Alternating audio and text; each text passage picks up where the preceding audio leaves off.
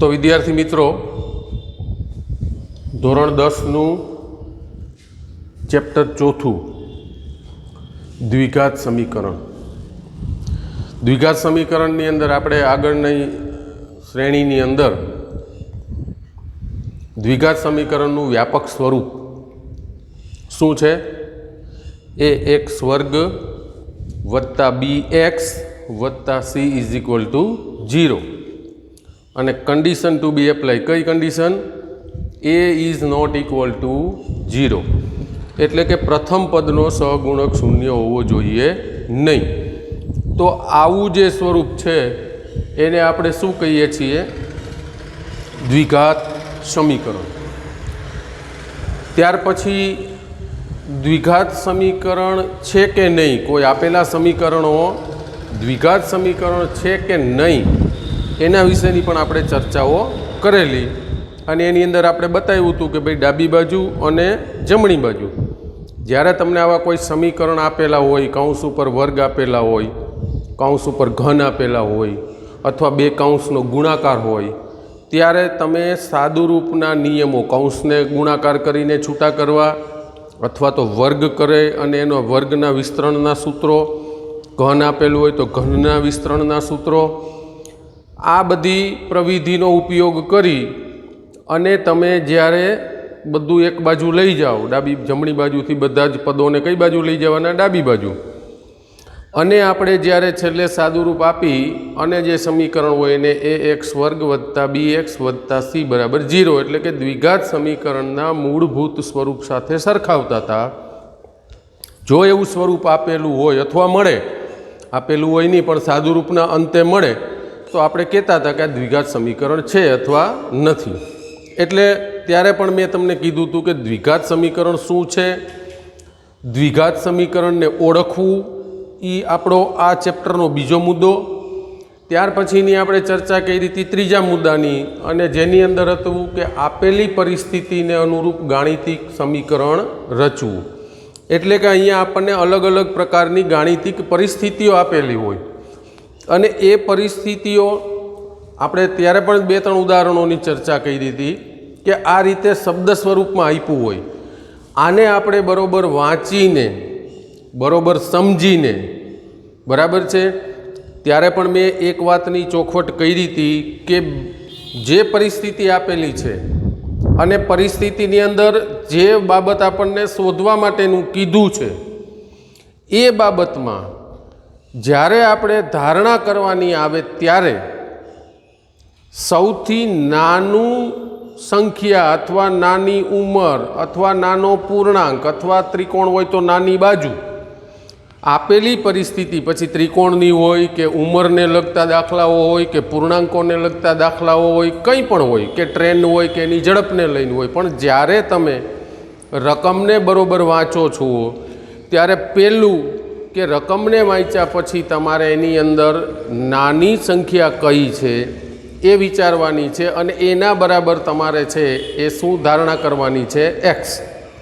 ई x नी धारणा थया पछी जे आपेली परिस्थिति है ए परिस्थिति अनुरूप विचारता विचारता विचारता जई अने एक गाणितिक समीकरण बनावानुं छे। तो आ जे चेप्टर है एनी अंदर द्विघात समीकरण एटले शुं, द्विघात समीकरण ने केवी रीते ओळखवा अने पछीनो मुद्दो है आपेली परिस्थिति ने अनुरूप द्विघात समीकरण रचवुं, गाणितिक समीकरण रचवुं अने पछीनो जे आपणो मुद्दो आवशे ए समीकरण बनी गया पछी एने उकेलवुं एटले के एना उकेल शोधवा एटले के परिस्थितिने अनुरूप एना जवाबो शोधवा। तो आ रीते स्टेप वाइज आपणे छे ए द्विघात समीकरणने जोता जईए छीए। तो अहींया आपणी सामे 2-3 परिस्थिति में रकमों लखी छे अने एने अनुरूप आपणे गाणितिक परिस्थिति गाणितिक समीकरण छे एनुं स्वरूप आपवानुं छे। पछी एना उकेलो केवी रीते आवे ए पण आपणे आगळ जोवाना ज छीए। तो अहींया पेलुं आपेलुं छे कि 31 ना 2 भागना वर्गोनो सरवाळो 481 थाय छे।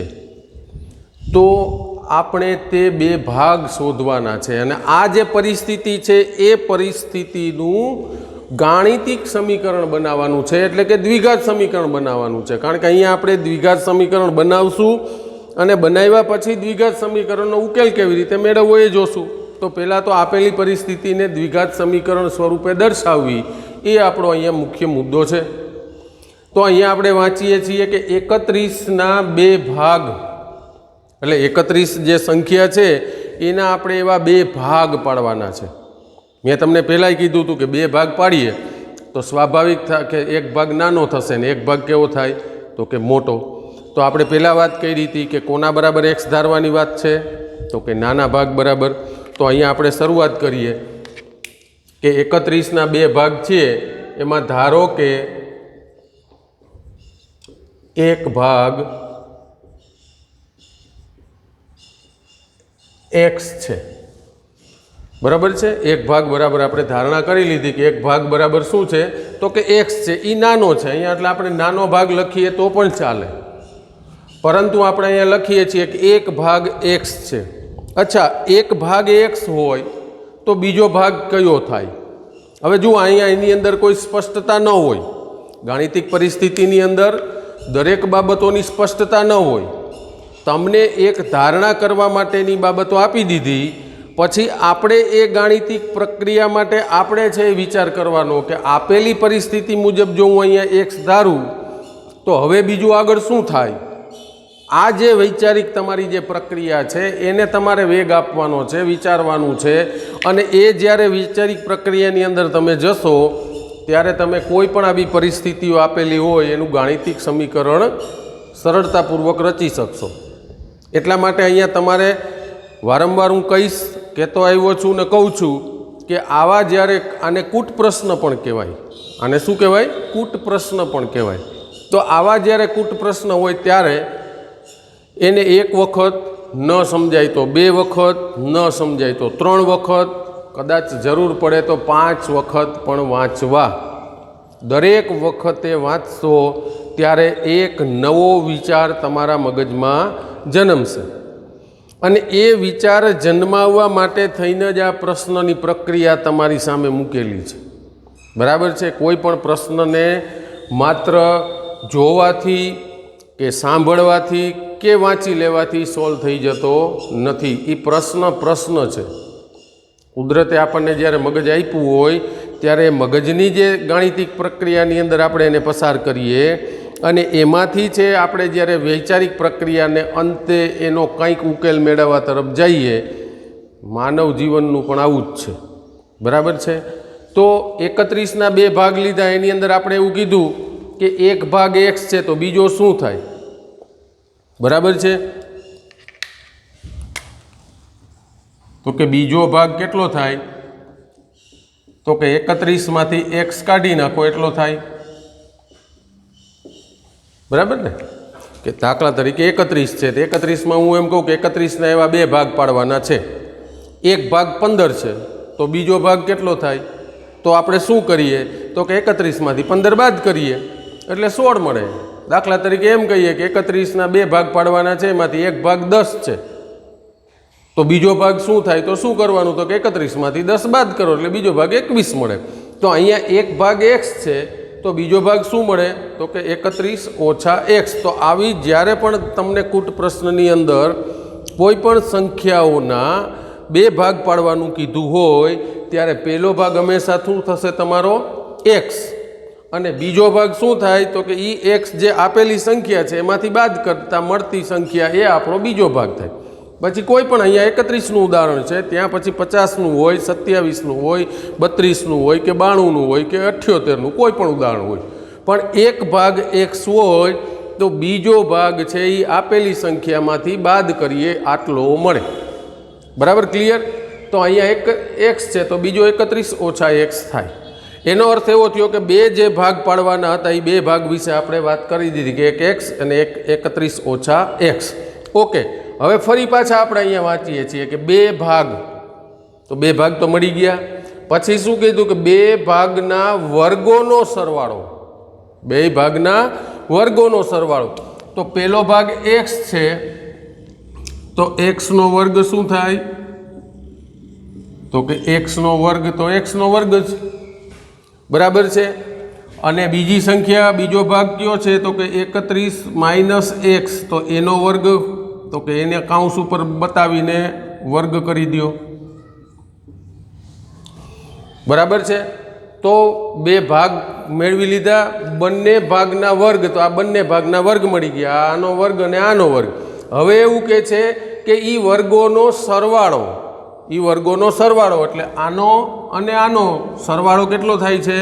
481। તો આને આપણે ગાણિતિક સ્વરૂપમાં બતાવી દેવાનું છે કે પહેલો એટલે કે x વર્ગ અને બીજો તો કે 31 - x, આ બીજો ભાગ છે, આ બીજો વર્ગ છે, આ પહેલો વર્ગ છે અને આ બીજી સંખ્યા એટલે કે બીજા ભાગનો વર્ગ છે, અને બંનેનો સરવાળો કેટલો થાય છે? 481। તો આ આપણું ગાણિતિક સ્વરૂપ બની ગયું।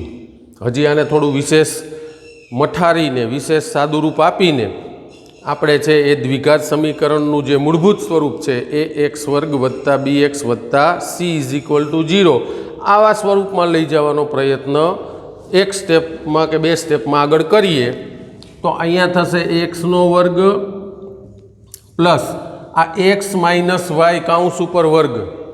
એક વિસ્તરણનું સૂત્ર આપણે જોયું હતું કે x - y કાઉન્સ ઉપર વર્ગ, તો આપણે આવું કરતા હતા, પહેલાનો વર્ગ વચ્ચેની નિશાની 2 ગુણ્યા પહેલું પદ ગુણ્યા બીજું પદ વત્તા બીજાનો વર્ગ, આ રીતે આપણે આનું સાદું રૂપ આપતા હતા। તો અહીંયા આપણો x છે, આ y છે એમ સમજો। તો પહેલાનો વર્ગ એટલે કે 31નો વર્ગ, તો 31નો વર્ગ કેટલો થાય? 31 ગુણ્યા 31, 31નો વર્ગ =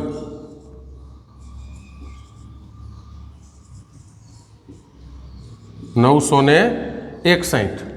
તો પહેલું થશે 961, વચ્ચેની નિશાની માઇનસ 2 ગુણ્યા પહેલું ગુણ્યા બીજું એટલે કે 2 ગુણ્યા 31 એટલે કેટલા થયા? 62, અને 62 ગુણ્યા x તો 62x વત્તા x નો વર્ગ।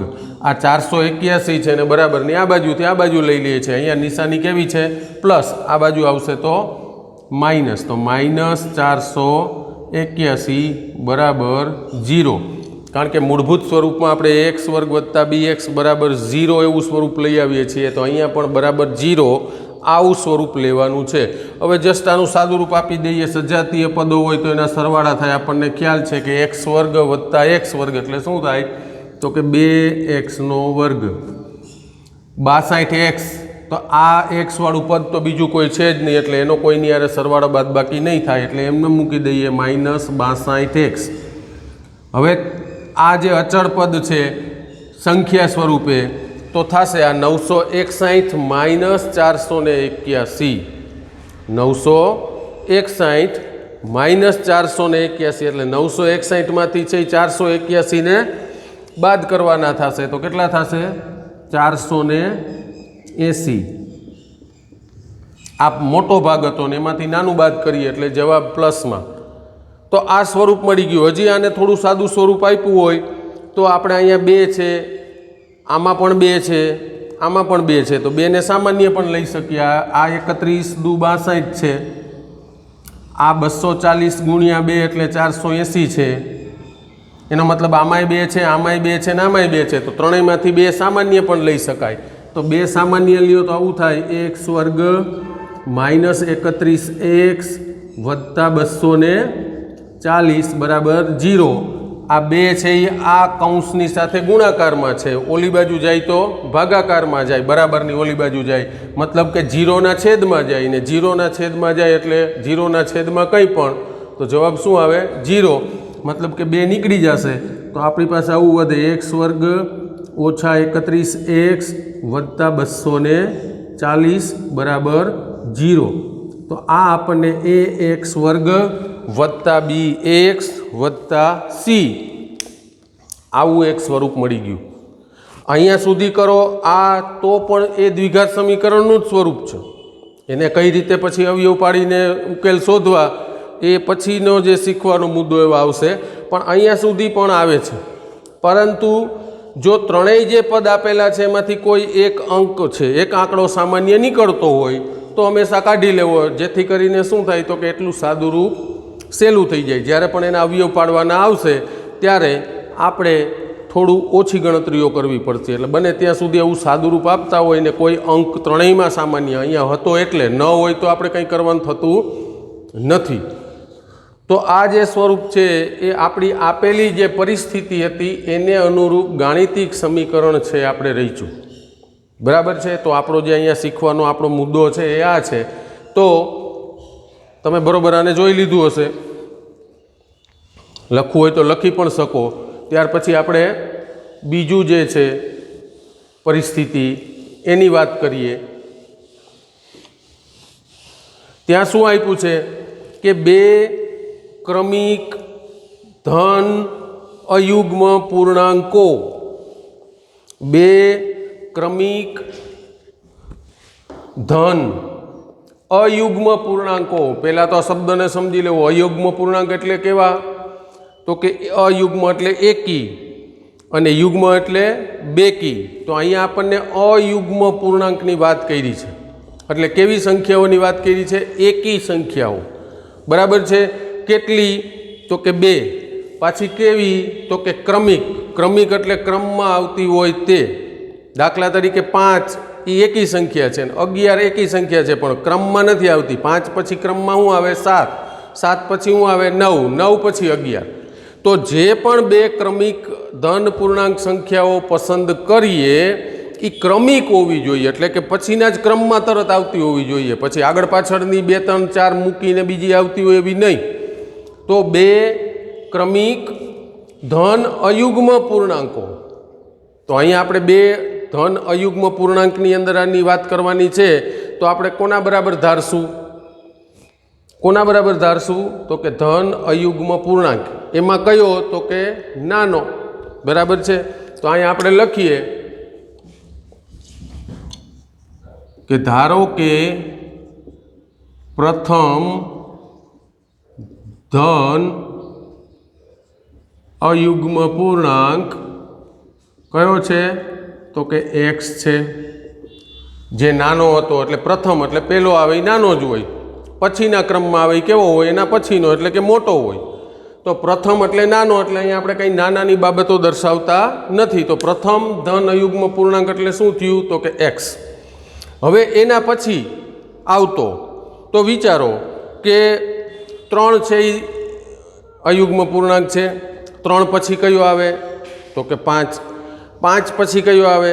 તો કે 7, 7 પછી કયો આવે? 9, 9 પછી તો કે 11, બરાબર। અચ્છા, હવે તમે એવું કહો કે 3ની અંદર કેટલા ઉમેરું તો 5 આવે? તો કે 2। 5 પછી કયો આવે? 7, તો 5માં કેટલા ઉમેરું તો 7 આવે? તો કે 2। 7 પછી ક્રમમાં કયો આવે અયુગ્મ? તો કે 9, તો 7માં કેટલા ઉમેરું તો કે 2।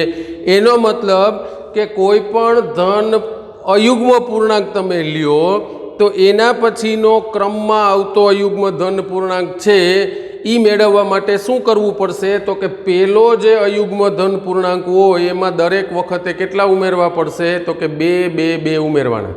તો અહીંયા તો આપણે બેની જ વાત કરવાની છે। એમાં 1 બરાબર તો આપણે લઈ લીધો x, તો બીજો શું મળે મને? તો કે xમાં કેટલા મારે ઉમેરવા પડશે? 2। તો અહીંયા આપણો લખીએ કે બીજો ધન અયુગ્મ પૂર્ણાંક કેટલો થશે? તો કે x છે ને એમાં 2 ઉમેરીએ એટલો થાય, એટલે કે x + 2 થાય। તો વાત ક્લિયર થઈ ગઈ। બે ધન પૂર્ણાંકોની આપણે વાત કરવાની હતી અહીંયા, અને એ પણ કેવા? તો કે ક્રમિક। તો એમાં આપણે પ્રથમ કેટલો લઈ લીધો? તો કે x। પછીનો શું મળે? મેં આગળ તમને કીધું હતું કે પરિસ્થિતિમાં દરેક વસ્તુ ચોખવટપૂર્વક ના આપી હોય। પરિસ્થિતિની અંદર તમારે એક નાનો ભાગ છે એ જ્યારે તમે ધારણા કરશો તો બીજો ભાગ શું હશે એ મેળવવા માટે તમારે પાછી પરિસ્થિતિને સમજવી પડશે, પરિસ્થિતિ વિશે વિચારવું પડશે, આગળના પૂર્વજ્ઞાનનો ઉપયોગ કરવો પડશે। કારણ કે તો જ બીજી પરિસ્થિતિમાં બીજો જે પૂર્ણાંક મેં કીધું ને કે સંખ્યા પછી ચાહે ઉંમર હોય કે જે હોય આપણને મળે, એમને ડાયરેક્ટ નહીં આપી દીધું હોય। આપણે વિચારવાનું થયું કે ભાઈ પહેલું x હોય તો બીજું શું થાય? તો એના માટે આપણે શીખી ગયા કે ભાઈ 3, 5, 7, 9, 11 તો દરેક વખતે 2 ઉમેરીએ તો મળે। તો અહીંયા ચોખવટ ન કરી હોય કે આમાં 2 ઉમેરો, એ આપણે સમજવાનું છે અને એ જ આપણે કળ આમાં ઉકેલવાની છે. આની અંદર આપણે એ જ કળ ઉકેલતા શીખવાનું છે કે 1 બરાબર x ધારીએ તો બીજું આપણને કેવી રીતે મળે એ આપણે મગજથી વિચારવાનું છે. બરાબર છે. પછી પાછું પરિસ્થિતિમાં જવાનું છે. તો હવે એવું કીધું કે 2 ધન અયુગ્મ પૂર્ણાંક, તો આપણે 2 મળી ગયા, એક x અને બીજો x વત્તા 2. હવે એવું કીધું છે કે એમના વર્ગનો સરવાળો, જો બંને મળી ગયા તો એના વર્ગ કેવી રીતે થાય એ આપણને ખબર છે કે વર્ગનો સરવાળો 970 છે. તો હવે આપણો પહેલો ધન પૂર્ણાંક શું હતો અયુગ્મ? તો કે x, તો એનો વર્ગ કેટલો થાય? તો કે x વર્ગ. બીજો શું હતો? તો કે x વત્તા 2 એનો વર્ગ, અને આ બંનેનો સરવાળો કેટલો થાય છે? તો કે 970. તો હવે આપણને સમીકરણ જેવું મળી ગયું છે. હવે આપણે એને સાદું રૂપ આપી દઈએ તો x વર્ગ, આનું વિસ્તરણ કરીએ તો પહેલા પદનો વર્ગ વત્તા 2 ગુણ્યા પહેલું ગુણ્યા બીજું એટલે કે 2 દૂને 4x વત્તા બીજા પદનો વર્ગ એટલે કે 4, અને આ બાજુ લઈ આવીએ તો માઇનસ થઈ જાય, તો -970 બરાબર 0. આ બંને સજાતીય પદો છે, સરવાળો કરીએ તો 2xનો વર્ગ, આ એકલું જ છે, એની યારે કોઈ સજાતીય પદ નથી એટલે વત્તા 4x. આ વત્તા 4 ને એમાંથી 970 બાદ કરવાના છે. નાનામાંથી મોટું બાદ કરીએ એટલે નિશાની આવે માઇનસ. 970માંથી 4 જાય તો કેટલા વધે? 966. આગળના દાખલામાં હતું એમ પણ અહીંયા પણ 2 સામાન્ય છે, અહીંયા 2 સામાન્ય છે, 2 ગુણ્યા 2, અને આ 966ના પણ 2 ભાગ પડી શકે. કેટલા પડી શકે? 483. કેટલા પડે? 483 ગુણ્યા 2, તો દરેકમાંથી 2 સામાન્ય લઈ લ્યો તો અહીંયા શું વધે? તો કે xનો વર્ગ વત્તા અહીંથી 1 2 વયો ગયો એટલે કે 2x ઓછા 483 બરાબર 0. આ 2 છે એ બરાબરની ઓલી બાજુ લઈ જાઓ તો છેદમાં જાય, તો 0ના છેદમાં કંઈ પણ એટલે 0, એટલે કે x વર્ગ વત્તા 2x ઓછા 483 બરાબર 0. તો આવું એક ગાણિતિક સ્વરૂપ એટલે કે દ્વિઘાત સમીકરણ આપણને મળ્યું. બરાબર છે. તો આ રીતે દરેક પરિસ્થિતિને અનુરૂપ, આપેલી જે પરિસ્થિતિ છે એને અનુરૂપ દ્વિઘાત સમીકરણની રચના કેમ કરવી. જો દ્વિઘાત સમીકરણની યોગ્ય રચના થશે મિત્રો, તો જ આપણે એનો ઉકેલ યોગ્ય રીતે શોધી શકશું. જો આપણને ગાણિતિક સમીકરણ બનાવવામાં જ ખ્યાલ ન આવે તો આપણે એના ઉકેલ તરફ કંઈ આગળ વધી શકવાના નથી. બરાબર છે. હજી એક દાખલો આપ્યો છે, આને બરાબર તમે કદાચ જોઈ લીધો હશે, જોઈ લ્યો.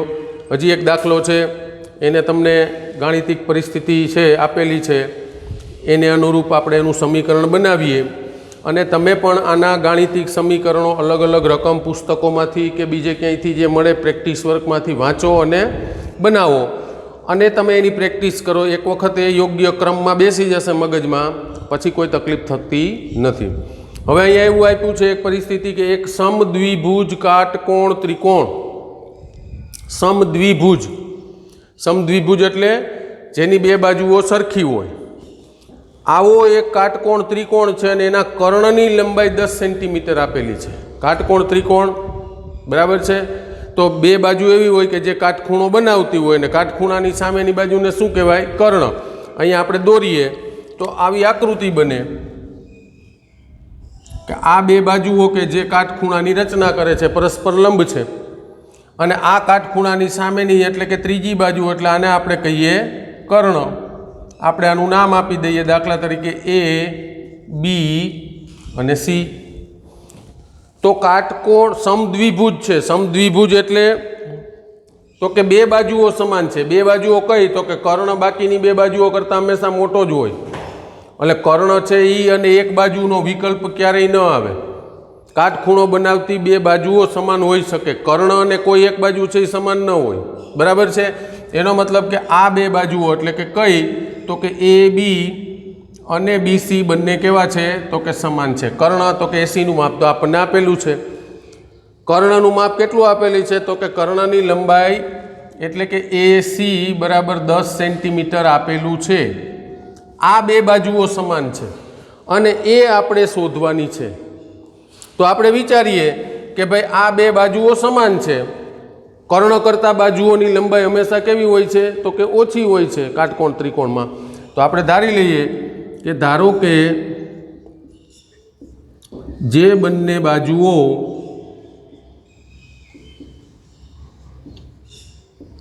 સમાન છે તેનું માપ x સેન્ટીમીટર છે. કારણ કે આપણે એનું માપ શોધવાનું છે, હતું નહીં એટલે આપણે ધારીએ છીએ કે આનું માપ x અને આનું માપ પણ x જ થશે. એટલા માટે કારણ કે આપણને અહીંયા પરિસ્થિતિ એવી આપી છે કે સમદ્વિભુજ છે. ત્રિકોણ કેવો છે? સમદ્વિભુજ. એનો મતલબ કે આની ને આની લંબાઈ છે એ સરખી જ થાય છે. એટલા માટે આને x ધારો તો આનું માપ x જ મળે, અથવા આને x ધારો, બે પરિસ્થિતિ એક સરખી છે. તો કાટખૂણો બનાવતી બે બાજુઓ છે એ સમાન છે ને સમદ્વિભુજ છે. તો એના બરાબર આપણે ધારી લીધું x. કર્ણનું માપ તો આપણને આપેલું છે જ પરિસ્થિતિમાં. તો હવે આપણે xનું માપ શોધવાનું છે, એનું ગાણિતિક સમીકરણ બનાવવાનું છે. તો પાયથાગોરસના પ્રમેય મુજબ, પાયથાગોરસનો પ્રમેય આપણે શીખી ગયા 9મા ધોરણમાં. શું કહે છે પાયથાગોરસનો પ્રમેય? તો કે કર્ણનો વર્ગ, એટલે અહીંયા જે દોરેલી આકૃતિ મુજબ હું વાત કરું તો AC નો વર્ગ બાકીની બે બાજુ એટલે કે કાટખૂણો બનાવતી બે બાજુઓના વર્ગોના સરવાળા જેટલો હોય, એટલે કે AB વર્ગ વત્તા BC વર્ગ. હવે તમને ખબર છે AC નું માપ આપેલું છે કેટલું? તો કે 10. તો 10 નો વર્ગ બરાબર AB નો વર્ગ. તો AB નું માપ કેટલું છે? x. તો x નો વર્ગ વત્તા BC નું માપ પણ એટલું જ છે, એટલે કે x નો વર્ગ. x નો વર્ગ વત્તા x નો વર્ગ એટલે શું થયું? તો કે 2x નો વર્ગ અને 10 નો વર્ગ કેટલો થયો? તો કે 100. બરાબર છે. આ 2 છે અને બરાબરની ઓલી બાજુ લઈ જઈએ તો શું થઈ જાય? તો કે x વર્ગ બરાબર 100 ભાગ્યા 2 એટલે કેટલા મળે? 50. એ 50 ને આ બાજુ લઈ આવીએ તો કેવા થઈ જાય? તો કે નિશાની બદલી જાય. x વર્ગ માઇનસ 50 બરાબર 0. તો આ આપણા દ્વિઘાત સમીકરણનું સ્વરૂપ થયું. વચ્ચે ભલે bx વાળું પદ નથી આવતું, પણ છતાં એને કેમ સોલ્વ કરી શકાય એના માટે આપણે આગળ શીખવાના છીએ જ્યારે આપણે એને ઉકેલની રીત શોધશું ત્યારે. બરાબર છે. તો અહીંયા તમે જોઈ શકો છો કે અલગ અલગ પરિસ્થિતિઓ તમને આપેલી છે અને એ પરિસ્થિતિ મુજબ ગાણિતિક સમીકરણો કેવી રીતે રચવા એ આપણો અહીંયા શીખવાનો મુદ્દો છે. બરાબર છે. તમે પણ આવી રકમમાંથી, પ્રેક્ટિસ વર્કમાંથી આવા વધારાના વિશેષ છે એ પરિસ્થિતિઓને લઈ અને એક્સની ધારણા કરી બીજો ભાગ મેળવી અને આપેલી પરિસ્થિતિ મુજબ ગાણિતિક સમીકરણ કેવી રીતે રચવું એની બરાબર પ્રેક્ટિસ કરશો તો આ દ્વિઘાત સમીકરણમાં પછી આપણે આગળનો જે મુદ્દો આવશે ઉકેલ કેવી રીતે શોધવો. બરાબર છે. અને ગાણિતિક સમીકરણનો ઉકેલ, દ્વિઘાત સમીકરણનો ઉકેલ આપણે વ્યવસ્થિત રીતે શીખશું. તો એ ઉકેલ બાબતની જે વાત છે એની ચર્ચા આપણે આવતા વિડીયો લેક્ચરની અંદર કરશું. ત્યાં સુધી પ્રેક્ટિસ કરજો અને મહેનત કરજો.